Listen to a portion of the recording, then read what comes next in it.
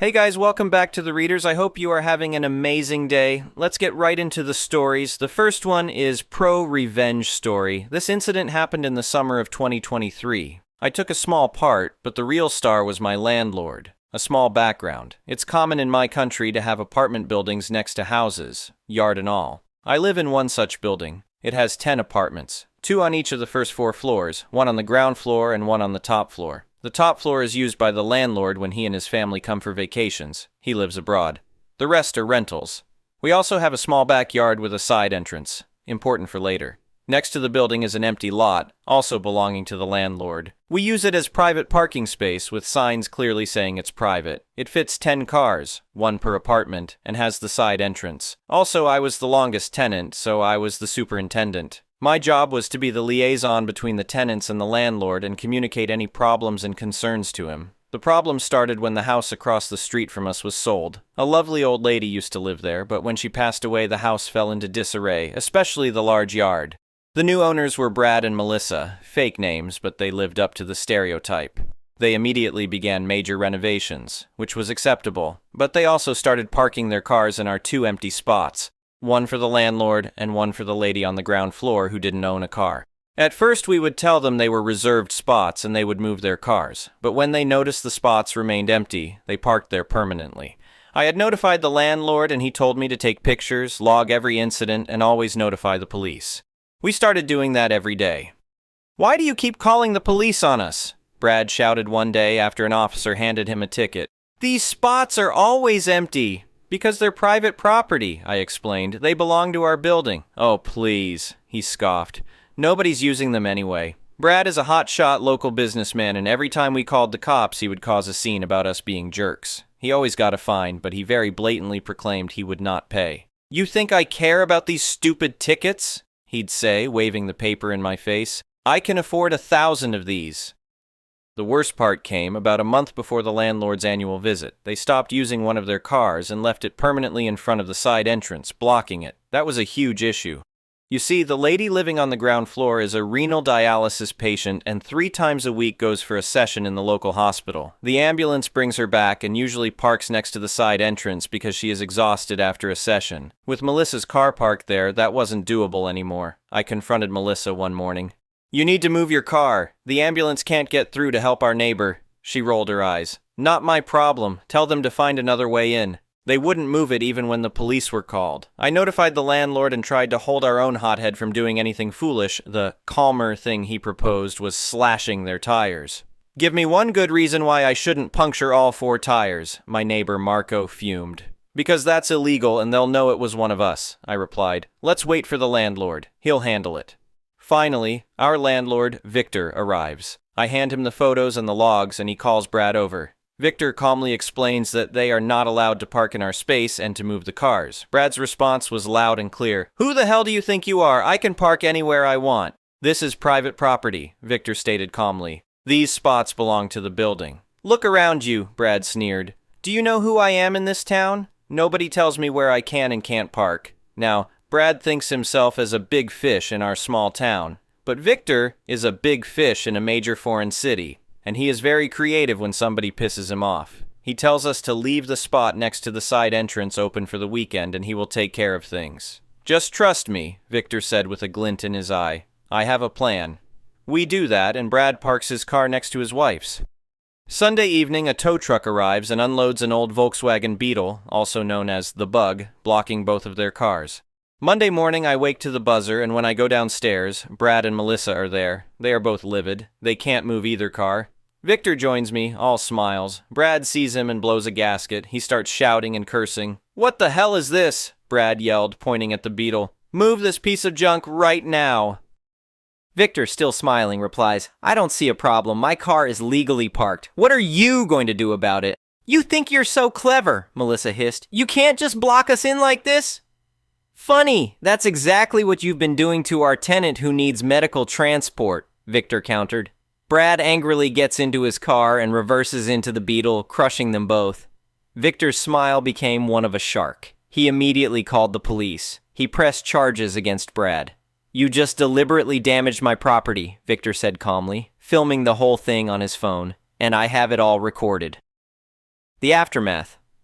Victor had legally bought the Beetle from his cousin that owns a car repair and restoration shop. The car was a restoration project and was insured. The court found Brad liable for the damage done. They also found out he was true to his word and hadn't paid any of the tickets. The fines for the tickets alone were almost €2,500. He also leased both his cars, and they dropped him as a client immediately for purposefully causing an accident and damaging the leased car. They sued him for damages. Brad got another car, but learned his lesson and hasn't parked in our spots ever since. How much did the whole thing cost him in the end? I asked Victor later. He laughed.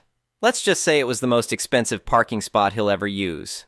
The next one is an entitled people story. So this happened a few months ago and I'm still laughing about it. I live in one of those neighborhoods with an HOA that thinks they're running their own little kingdom.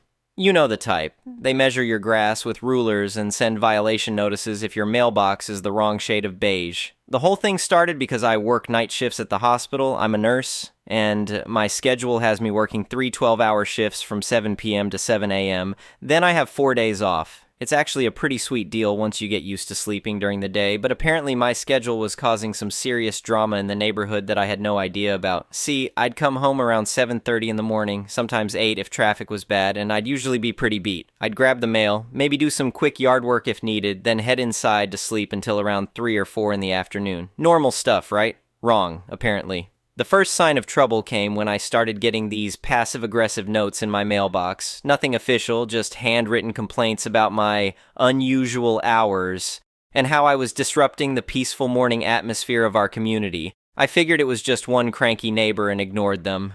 Big mistake. Then I started getting actual HOA violation notices. The first one claimed I was loitering on the property during non-residential hours. I had to read that thing 3 times because it made absolutely no sense. Non-residential hours? It's my house. I pay the mortgage. But according to the notice, residents were expected to maintain appropriate schedules consistent with community standards. I called the HOA office to ask what the hell that even meant, and the woman on the phone explained that several neighbors had complained about my suspicious behavior of coming and going at odd hours. She said the board had decided that for community safety and property values, residents should maintain normal business hours for outdoor activities. I told her I work nights, and she said that was my problem to figure out. More notices followed. One for excessive vehicle operation during quiet hours because I drove home in the morning. Another for inappropriate use of exterior lighting because I turned on my porch light when I got home in the dark. The fees were adding up. $25 here, $50 there. I was getting furious, but tried to handle it through proper channels. I showed up to the next HOA board meeting with copies of my work schedule and a reasonable explanation. The board consisted of 5 of the most self-important people you've ever seen in your life. The president was this guy who clearly peaked in high school and now got his kicks bossing around neighbors. He sat there in his little suit looking at my paperwork like I was trying to pull a fast one. He said that while they appreciated my service as a healthcare worker, the community standards applied to everyone equally. He claimed that several neighbors had reported seeing me lurking around the property at inappropriate hours, and that my schedule was creating an atmosphere of uncertainty and concern. I pointed out that I literally lived there and had every right to be on my own property at any time. He responded that according to the community bylaws, any behavior that materially affects property values or community peace could be restricted by board action. Then he slid a piece of paper across the table. It was a formal notice requiring me to adjust my schedule to comply with standard residential patterns or face escalating penalties, up to and including eviction proceedings for violation of community standards. The notice demanded that I be absent from the property between the hours of 6 a.m. and 6 p.m. unless I had prior written approval for specific time-limited activities. I stared at this thing in disbelief. They were basically trying to kick me out of my own house during the day because my work schedule annoyed some nosy neighbors. When I asked how exactly they planned to enforce this, the president smiled this smug little smile and said the HOA had various means of ensuring compliance. That should have been my warning right there. 2 weeks later, I'm dead asleep after a particularly brutal shift. I'd gotten home around 8 a.m., finally managed to fall asleep around 9:30, and was in that deep, recovering from exhaustion sleep that you need after dealing with medical emergencies all night. Then my phone starts ringing. I ignored it the first time. Then it rang again, and again. Finally, I grabbed it without looking at the caller ID and answered with a very groggy, "What?" The voice on the other end was way too chipper for whatever ungodly hour it was. It was the HOA president, and he was calling to inform me that I was in violation of the community standards notice and needed to vacate the property immediately. I looked at my clock. 4:39 a.m. This maniac was calling me at 4:39 in the morning to tell me I was violating their stupid schedule rule. I told him he was insane and hung up. He called back immediately. This time he was less chipper and more official sounding. He said that according to their records, I had been on the property for over 8 hours without authorization, and as per the community standards notice, this constituted grounds for immediate eviction proceedings. He said I had 30 minutes to vacate, or they would begin formal action. I was wide awake now and absolutely furious. I told him that first of all, it was my house, and second of all, it was 4:30 in the morning and normal people were sleeping. He said that my non-compliance with community standards had forfeited my right to standard residential privileges, and I needed to leave immediately. Then he said something that made my blood boil. He told me that if I was going to persist in this antisocial behavior, I clearly wasn't a good fit for their community anyway, and maybe I should consider finding somewhere else to live that was more suited to my lifestyle choices. That's when I got the most beautiful, terrible idea. I told him fine.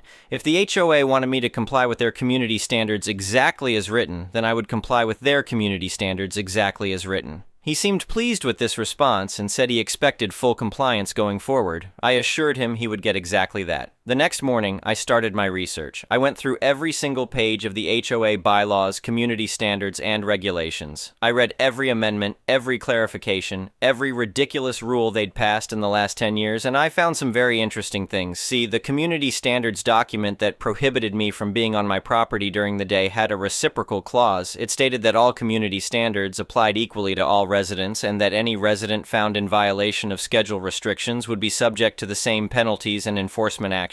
More importantly, I discovered that several board members had been violating their own rules for years. The president himself had been running a small business out of his garage, which violated the no commercial activity during residential hours rule. Another board member had been doing major landscaping work during the prohibited hours. A third had been having loud parties that went well past the noise ordinance cutoff times. But the really beautiful part was buried in the enforcement procedures section. Any resident could file a formal complaint against any other resident for violations of community standards, and the board was required to investigate and enforce penalties equally regardless of who the violator was. So I filed complaints, lots of them. Formal, documented, carefully researched complaints against every single person who had been harassing me about my schedule. I included photos, timestamps, witness statements from other neighbors who were happy to help once they learned what was going on. The president tried to dismiss my complaints at first, but I had done my homework. I quoted the exact sections of their own bylaws that required equal enforcement. I pointed out that failure to investigate violations by board members would constitute selective enforcement, which was explicitly prohibited and grounds for removal from the board. Within a week, I had documentation of dozens of violations by the very people who had been trying to evict me from my own property. Late-night garage door operations, early morning lawn mowing, vehicles parked in violation of the community standards, commercial deliveries during prohibited hours. The beauty was that, according to their own rules, these violations carried the same penalties they'd been trying to impose on me. Fines, restrictions, and yes, potential eviction for repeated violations of community standards. I submitted a formal request for board action on all documented violations, including a demand for equal enforcement of all penalties. I also filed a motion to have the discriminatory schedule restrictions reviewed by the state HOA Oversight Board for potential fair housing violations, since they appeared to specifically target healthcare workers and other essential employees who work non-standard hours. The president tried to call me to work something out, but I told him I was simply complying with community standards exactly as written. Wasn't that what he wanted? 3 weeks later, I got a letter from the HOA board formally rescinding the schedule restrictions and apologizing for any misunderstanding about the application of community standards. The letter stated that upon further review, the board had determined that the restrictions were overly broad and potentially discriminatory. 2 months after that, there was a special election for the HOA board. Turns out that when you start actually enforcing the ridiculous rules equally, a lot of people realize how ridiculous the rules really are. The old board was voted out almost entirely, and the new board's first action was to eliminate about half of the petty restrictions that had been making everyone's lives miserable. I still work my night shifts, I still come home in the morning, and I still sleep during the day. The difference is that now, nobody calls me at 4:39 a.m. to tell me I'm violating community standards by existing in my own house. The former president moved out about 6 months later. Word around the neighborhood was that he couldn't handle living under the same rules he'd been enforcing on everyone else. Funny how that works. I learned a valuable lesson from all this. When someone demands that you follow their rules exactly as written, sometimes the best response is to do exactly that. Just make sure you read all the rules first. The next one is a petty revenge story. I was working at a Tim Hortons in my youth, think 19, 20 years old, and I prided myself on polite and courteous service. I was always cheerful and tried my best to fill orders promptly. I managed this by telling myself that even the worst customer could just be a normal person on the most terrible day of their life. I usually brightened people's days and saw many grumpy people leave happier because of me, until the Karen came in. I was dealing with a lunch rush, which means for several hours people stream in as if food and drink had never existed and will never exist again. So there were a lot of people to get through. A lot. So under these conditions, the Karen showed herself. She was belligerent, rude, and had a truly massive order to fill. Nothing I couldn't handle. However, she had several drinks ordered, think 8 different beverages, and she had 3 dozen donuts, which is fine, nothing out of the ordinary, but she had to have them specifically in a certain order in the boxes, and this took time as she ordered me about. No problem, I've dealt with weirder things while working there. The line, however, was backing up while I was serving her, and her true colors were starting to show as I filled her order. Then we get to check out. I start to ring her up. She changes her order, 3rd time, again, and wants to add 4 sandwiches. I say, "Ma'am, could we ring the drink and donuts through first? Until I ring you through completely, it ties up a cash register." The Karen screeches, "I won't pay more taxes on my order. You won't cheat me." I stare rather dumbfounded at this logic. I tried to argue with her saying, "Ma'am, this won't increase your taxes. It's just faster." The Karen interrupts, "No, I won't be cheated. You hear me?" And I shoot a deeply apologetic glance at my coworkers who are now regretfully dealing with a crowd with 1 less cash register, then proceed to head to the deli to make her sandwiches as fast as I physically can, so I can get back to the counter. The Karen smugly chides and reproaches me while I make her order, telling me, "You're making the sandwich wrong," and tries several times to order me about as if I were a complete idiot. As I'm finishing my 2nd sandwich for this woman, I'm getting irritated with her attitude. I, still politely, inform her that I have to assemble the sandwiches in a certain order. I even have a physical chart to follow. I could get fired for not following the chart. She harumphs at me, while muttering under her breath about how no one respects their elders anymore, and duck you, and more angrily, idiot, when I am beginning the 4th sandwich. My sunny disposition was leaving me at this point. This woman obviously had no respect for me, thinks I am incompetent, and doesn't care if she insults me. So impulsively, I came up with a plan as I finished up the 4th and final sandwich. Smacking my head, I say, "Oh, I almost forgot." The Karen grumbles, "Forgot what?" I say, "Well, we have a new promotional offer and I almost forgot to ask you about it. You see, Tim Hortons has been doing ergonomic studies and has found that right-handed people and left-handed people hold bags differently." The Karen look interested, so I continue. "So with these findings, they designed ergonomic bags for their customers as a promotional offer. Would you like to participate?" The Karen huffed at me. "Of course I want to participate." I give my best customer service smile and say, "Okay, would you like a left-handed bag or a right-handed bag?" The Karen looks offended. "A right-handed one, of course." I say, "Of course, ma'am," and duck down below the counter to quietly rummage through the completely identical bags I have. I decide to take the whole thing a step further, and I pop back up with a look of pure regret on my face. "I'm so sorry, ma'am. We only have left-handed bags left. Is that okay?" The Karen is upset with this turn of events, but does not wish to lose out on the promotion. "Ugh, fine," she says icily, and grabs her order. I ring her through and watch her walk out the door with complete satisfaction in my soul. The added cherry? I heard her complaining about her left-handed bag to her friend as she walked out with her order, and the confused look on the friend's face was priceless as this woman idioted and moaned about this completely made-up problem. I never did anything like this before or since. She was a special kind of a-hole, the Karen with the left-handed bag. The next one is a malicious compliance story. I got hired as a line cook when I got out of culinary school. It was a big hotel chain. I got hired for the day-to-day work, and we had 8 other line cooks and a head chef who was always bragging about his workload and how he spared us from the paper monster.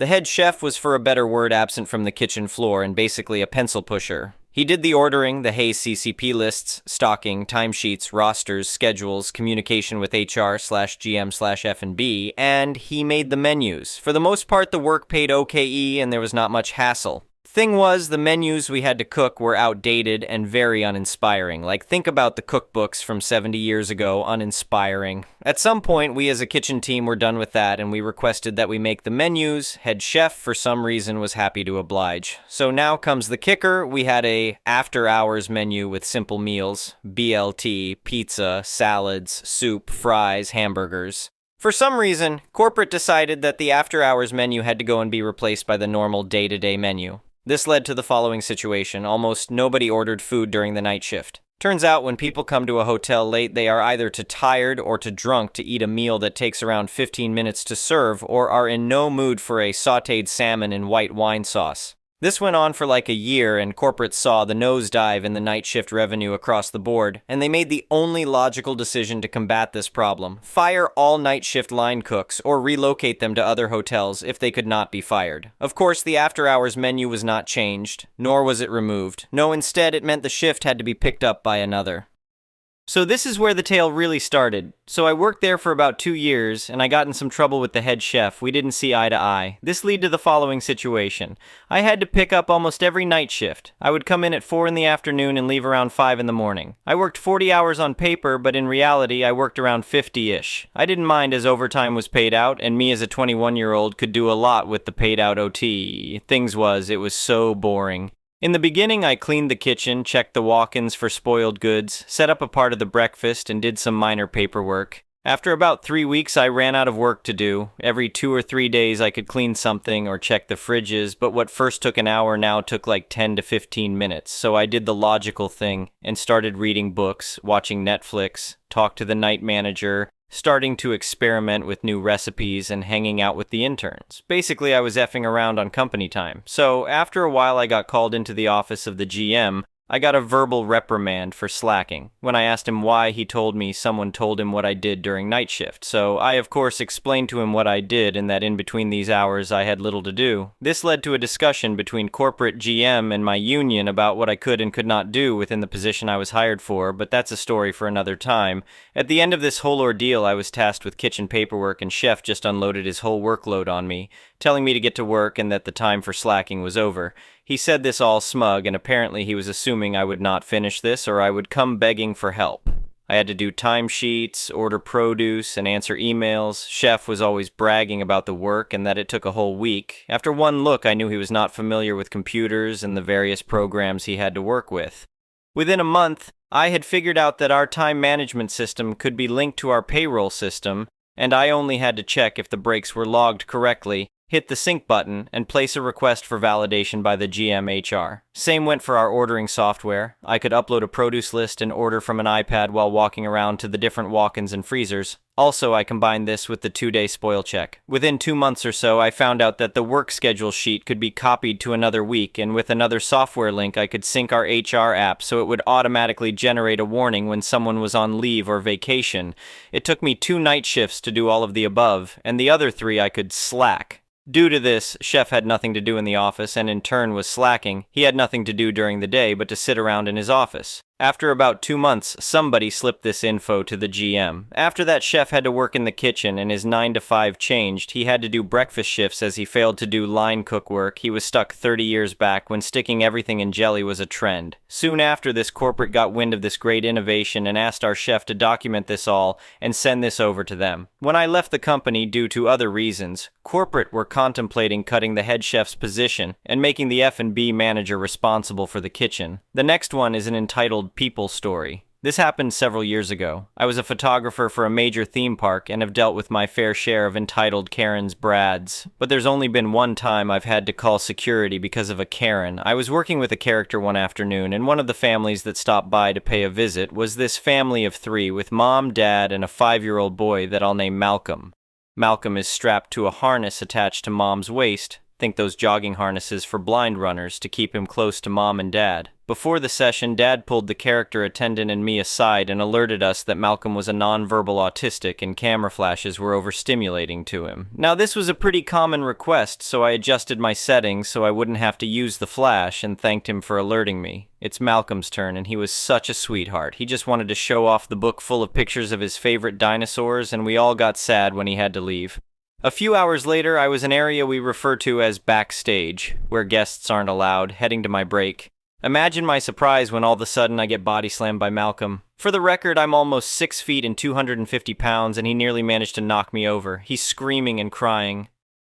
Fortunately, my manager Oscar was nearby, so I flagged him down and we immediately called security. We get Malcolm to a cool, air-conditioned place as it's 95F, and I looked up pictures of dinosaurs on my phone to show Malcolm.